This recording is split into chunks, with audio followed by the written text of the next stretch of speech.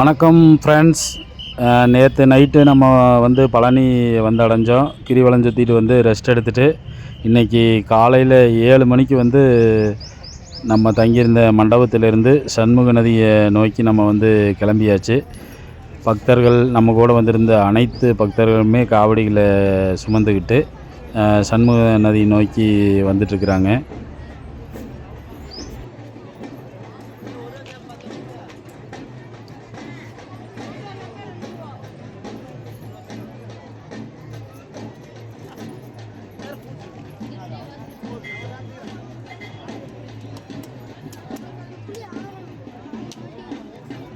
அதாவது இந்த வருஷம் பார்த்திங்கன்னா அளவில்லாத கூட்டம், பக்தர்கள் கூட்டம். நான் தைப்பூசத்துக்கு வந்து கிட்டத்தட்ட ஒரு 25 வருஷமாக வந்துட்டுருக்கிறேன். எந்த வருடத்திலேயுமே இந்தளவு ஒரு கூட்டத்தை வந்து நம்ம பார்க்க முடியல. பெரியார் மண், திராவிட மண்ணுன்னு சொல்லிட்டு இருக்கிறாங்க. ஆனால் இது ஆன்மீக பூமி என்று முருக பக்தர்கள் அத்தனை பேரும் வந்து நிரூபிச்சிட்டு இருக்கிறாங்க. நடக்கவே முடியாத ஒரு சூழ்நிலையிலும் கூட, காலெல்லாம் வந்து புண்ணான சூழ்நிலையில் கூட நடந்து அந்த காவடி செலுத்துகிற கடமையை வந்து செய்யணும் அப்படின்னு சொல்லிட்டு அவ்வளவு பேருமே மன உறுதியோடு நீங்கள் வர்றதை நீங்கள் பார்க்கலாம். இது வந்து நம்ம சண்முக நதியை இப்போ தான் வந்து சேர்ந்துருக்குறோம்.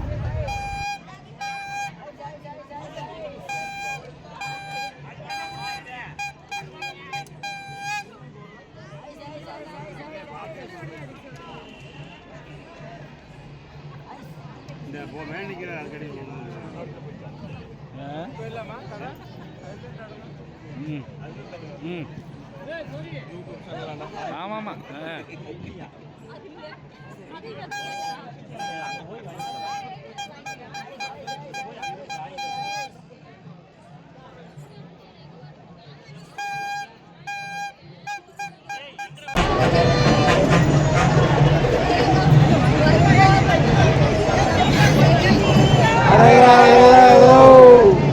இப்போது எல்லாருமே சண்முக நதியில் குளிச்சுட்டு நம்ம காவடி பூஜைக்கு தயாராகிட்டு இருக்கிறோம். பக்தர்கள் காவடி எல்லாமே நம்ம கொண்டு வந்து வரிசையில் வச்சு காவடி பூஜை வந்து ஸ்டார்ட் ஆக போகுது.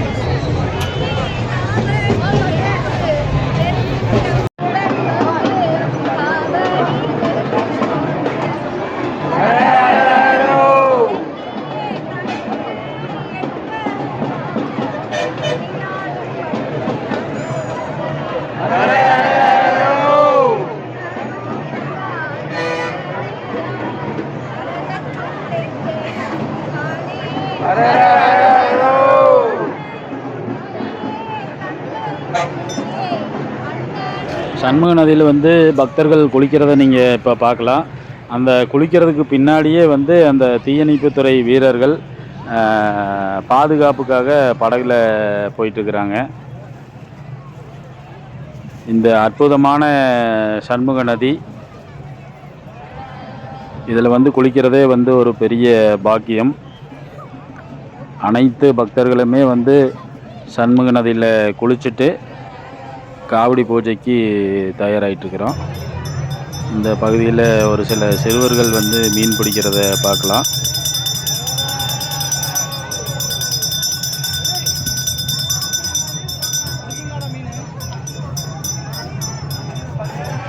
ஒரு 1/2 கிலோ சைஸுக்கு வந்து மீன் பிடிச்சி வச்சுருந்ததை நாங்கள் பார்த்தோம்.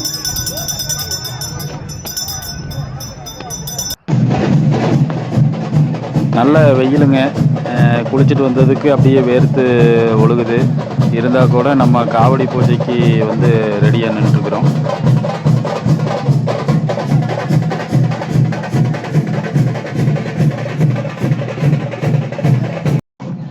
இப்போ காவடி பூஜை முடிஞ்சு வழக்கம் போல் காவடி ஆட்டம் நம்ம பக்தர்கள் வந்து தொடங்கிட்டாங்க. இந்த காவடி வந்துங்க எவ்வளவு தடவை பார்த்தாலுமே சலிக்காத ஒரு ஆட்டம்னா அது காவடி ஆட்டம். நீங்கள் எவ்வளவு நேரம் வேணாலும் அதை பார்த்துட்டே இருக்கலாம். பக்தர்கள் மாறி மாறி ஆடுவாங்க. அதுலேயுமே நம்ம கூட வந்திருந்த பக்தர்கள் வந்து மிகச்சிறப்பாக ட்ரைனிங் எடுத்து மிகச்சிறப்பாக ஆடுறவங்க. அந்த காவடி ஆட்டத்தை விவரிக்கிறதுக்கு வார்த்தையிலே கிடையாது. கண்கொள்ளா காட்சியாக இருக்குது. நீங்களும் பாருங்கள்.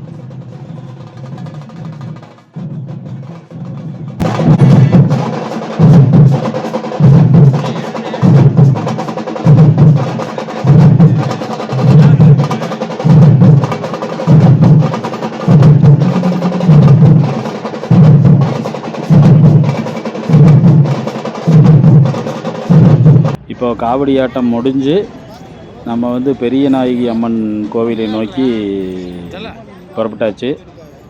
பெரியநாயகி அம்மன் கோயில் வந்து சண்முக நதியிலிருந்து பழனி வர்ற பாதையில் ஒரு 2 கிலோமீட்டர் தொலைவில் அமைஞ்சிருக்குது. இந்த பெரியநாயகி அம்மன் கோவில் மிகச் சிறப்பான ஒரு பழமை வாய்ந்த கோயில்.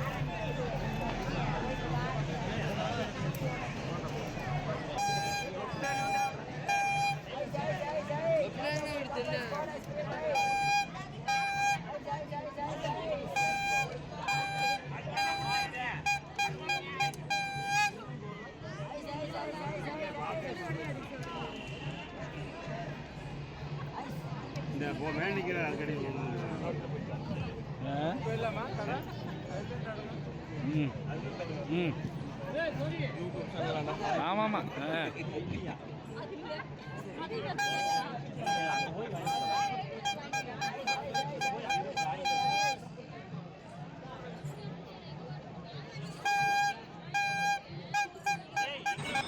சண்முக நதியிலிருந்து ஒரு 2 கிலோமீட்டர் நடந்து நம்ம இப்போ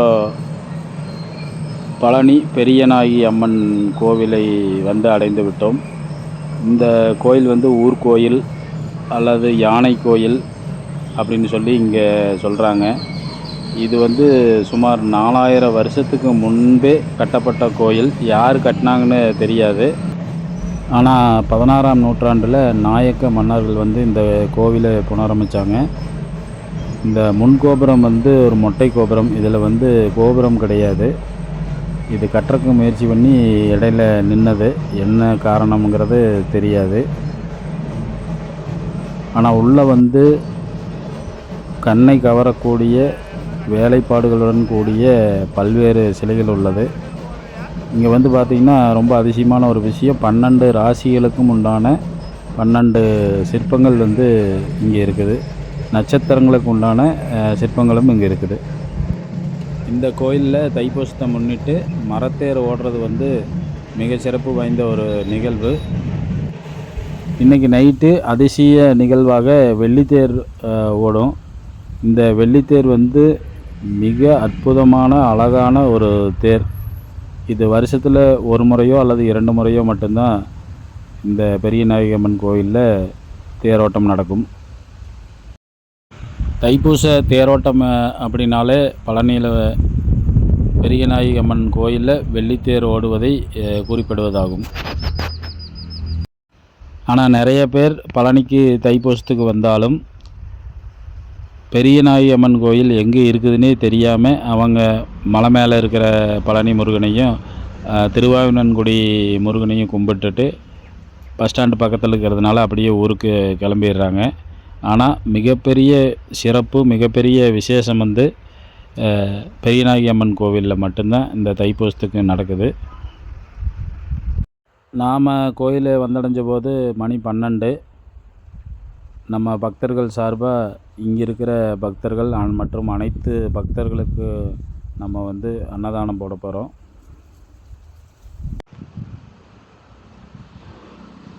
மணி 12 மணிக்கு கூட்டத்தை பாருங்கள் எவ்வளோ கூட்டம்னு. இந்த வெள்ளித்தேர் ஓடுறது வந்து இரவு 8 மணி அல்லது 9 மணிக்கு தான் ஆரம்பமாகும். ஆனால் அதுக்குள்ளே பக்தர்கள் வந்து குமிய தொடங்கிட்டாங்க. நிறைய பேர்த்துக்கு பெரியநாயகி அம்மன் கோவில் இருக்கிறதே தெரியாமல் நிலையில் கூட இவ்வளவு கூட்டம் வந்து பெரியநாயகி அம்மன் கோயிலில் வந்து சேர்ந்துட்டுருக்குது. இந்த வெள்ளி தேரோட்டம் அவ்வளவு ஒரு அற்புதமான ஒரு நிகழ்வு. அதை காண பக்தர்கள் ஆவலுடன் வந்து கொண்டிருக்கிறார்கள். பாருங்கள் எவ்வளவு கூட்டம். இப்போவே இவ்வளவு கூட்டம். கிட்டத்தட்ட ஒரு 5 லட்சம் முதல் 6 லட்சம் பக்தர்கள் வரை இரவு வருவார்கள் என்று எதிர்பார்க்கப்படுகிறது. அந்த பின்னாடி பழனி முருகனோட மலை வந்து தெரியுது பாருங்கள் இந்த காட்சியில். வெற்றிவேல் முருகனுக்கு அரோகரா என்ற கோஷத்தோடு பக்தர்கள் பழனி நகரின் மத்திய பகுதியில் இருக்கும் பெரியநாயகி அம்மன் கோயிலுக்கு சிறப்பாக வர தொடங்கியிருக்கிறாங்க.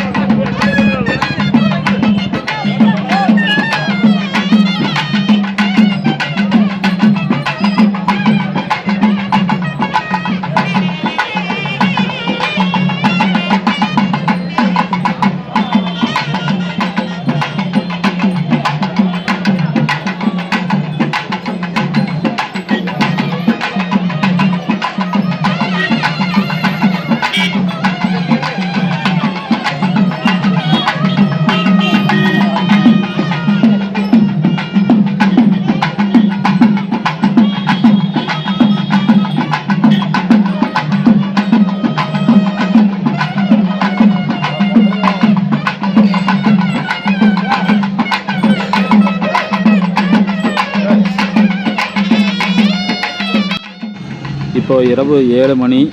பெரியநாயகி அம்மன் கோயிலில் வெள்ளித்தேரை வரவேற்கும் விதமாக பக்தர்கள் வந்து தங்களுடைய உற்சாக நடனத்தை ஆரம்பித்து விட்டார்கள்.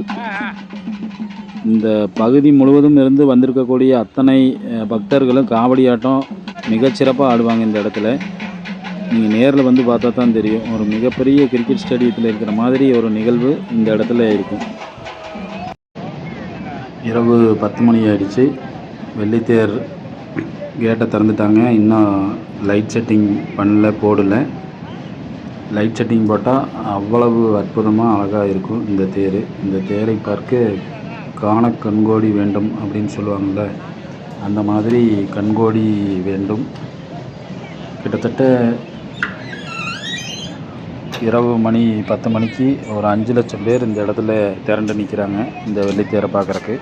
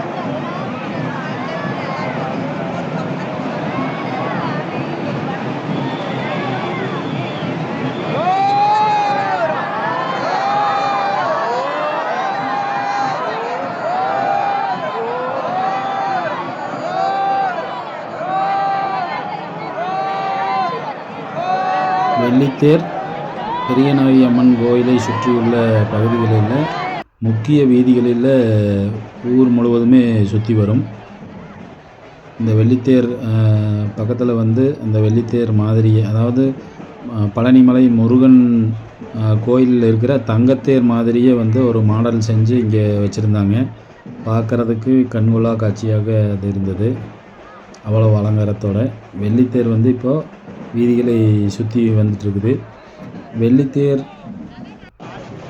வீதிகளை சுற்றி வரும்போது வெள்ளித்தேர் கிளம்பி போன உடனே அங்கேருந்த மக்கள்லாம் வந்து உற்சாகம் மிகுதியில் மத்தாளம் அடித்து டான்ஸ் ஆடுறாங்க. அரகுரா கோஷம் போட்டு வெள்ளித்தேர் பின்னாடியே சுற்றி வர்றாங்க.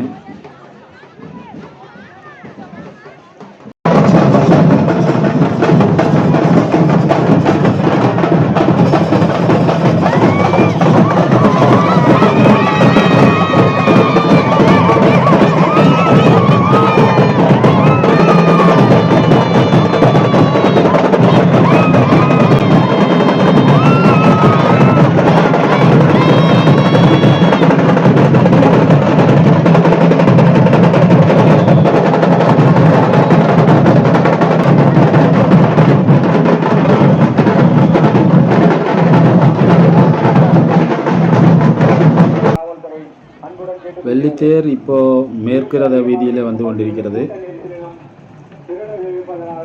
வெள்ளித்தேரோட அழகை பாருங்கள். இந்த லைட் வெளிச்சத்தில் முருகன் வந்து அப்படியே ஜொலிக்கிறாரு.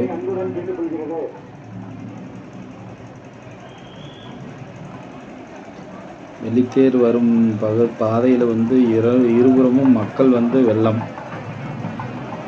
இந்த முருகனை பார்க்கணும், வெள்ளித்தேரில் இருக்கிற முருகனை பார்க்கணும் அப்படிங்கிறதுக்காக வீதியோட 2 புறம் மக்கள் வெள்ளம் அப்படியே சூழ்ந்து நின்று அரகுரா கோஷம் போட்டுட்டு நிற்கிறாங்க.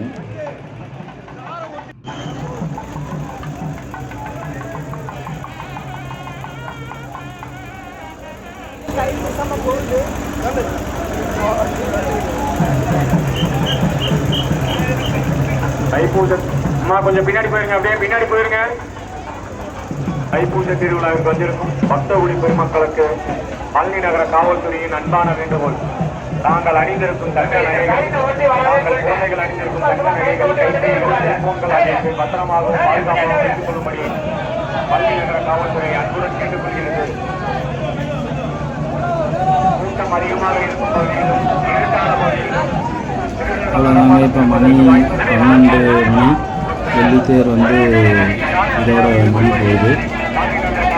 நாம் திரும்பவும் மண்டபத்துக்கு போய் ரெஸ்ட் எடுத்துகிட்டு நாளைக்கு காலையில் தைப்பூசத்திற்கு நேரத்திலேயே குளிச்சுட்டு முதல் வேலையாக கிரிவலம் கிளம்பியாச்சு. காவடி எடுத்துகிட்டு பக்தர்கள் அனைவருமே கிரிவலத்துக்கு கிளம்பிகிட்ருக்குறோம்.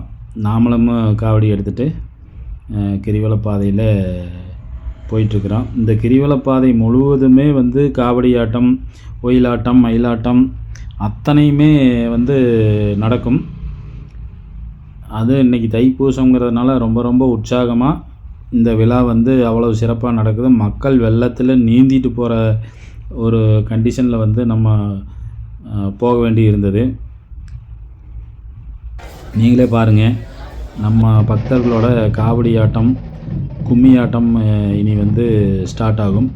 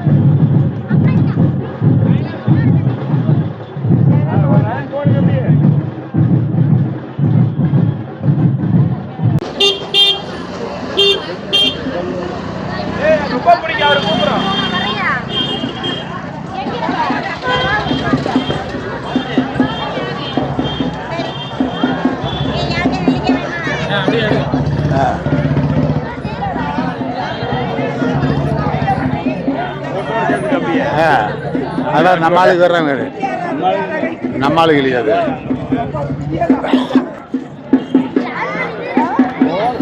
போதுமா அதில் ஓடுவேன்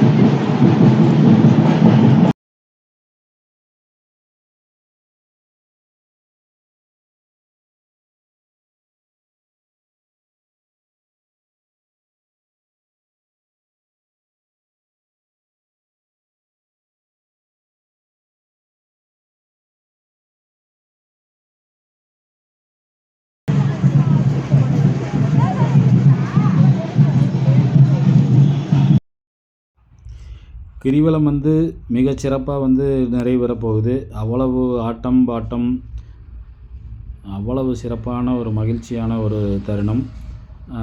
கிரிவலம் முடிஞ்ச உடனே நம்ம திருவாவினன்குடி கோயிலுக்கு போயிட்டு அங்கே மாலை அணிந்து வந்த பக்தர்கள் மாலையை கழட்டுவாங்க. அதே நேரத்தில் அந்த காவடிகள் சுமந்து வந்த அத்தனை காவடிகளுமே அவிழ்க்கப்பட்டு அதில் இருக்கிற சர்க்கரை பக்தியோடு எடுத்து சுவாமிக்கு அபிஷேகம் செய்வதற்காக எடுப்பாங்க. அந்த நிகழ்வு முடிஞ்ச உடனே நம்ம திருப்பி அனைவருமே மண்டபத்துக்கு போயிட்டு தைப்பூச பூஜை மண்டபத்திலேயே நடக்கும். நம்ம காவடி சுமந்து கொண்டு வந்திருந்த அபிஷேகம் அவ்வளவுமே வந்து முருகனுக்கு படைக்கப்பட்டு அபிஷேகத்தோட பூஜை, தேரோட்ட பூஜை நடந்து அதுக்கப்புறம் பக்தர்களுக்கு அன்னதானம் வழங்கப்படும். அன்னதானம் முடிஞ்ச உடனே பக்தர்கள் வீட்டுக்கு கொண்டு செல்வதற்காக மிகப்பெரிய அளவில் அபிஷேகம் செய்யும் நிகழ்வு அது மண்டபத்திலேயே நடக்கும். கிட்டத்தட்ட ஒரு 15,000 பழம் அந்த மாதிரி ஒரு மிகப்பெரிய அளவில் ஒரு 2,000 லிட்டர் 3,000 லிட்டர் அபிஷேகம் வந்து பக்தர்களாலேயே செய்யப்படும். அதோடு இந்த தைப்பூச தேரோட்ட நிகழ்வு வந்து நிறைவு பெறுகிறது.